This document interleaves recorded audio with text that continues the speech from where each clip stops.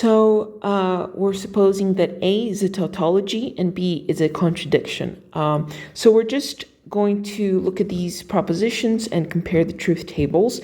Now, because A is a tautology and B is a contradiction, we did not have to put these 4 lines, right? Because the 4 lines, they exist so that we can account for every single combination of the truth values of A and B, assuming that, they can be true and they can be false.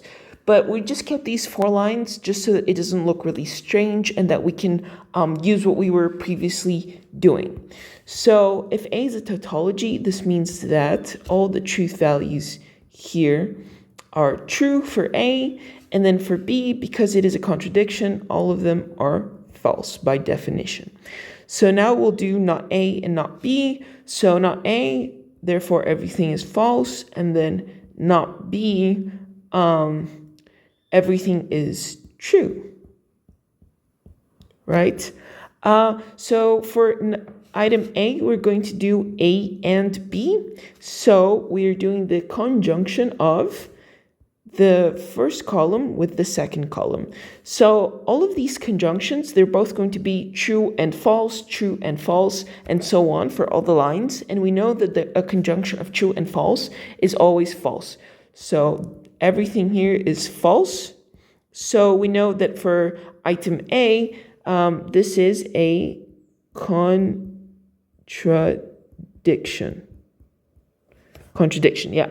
So let's look at item B. Now we're doing the conjunction of the first column, then with not B. So not B is the 4th column. So we're doing the conjunction, we can see, of just true and true, true and true, and so on. So all of these will necessarily be true. So we say this is just a conjunction of true and true, and therefore this is a tautology, right? Because all of these are true in the truth table. This is a tautology. Now let's look at item C. So we're doing A or B.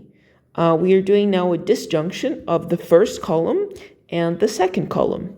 So we're going to have true or false for all of them. And we know that when we have a disjunction, of true or false, it's always going to be true. So for this one, it's just true, true, true, true. So we have a tautology.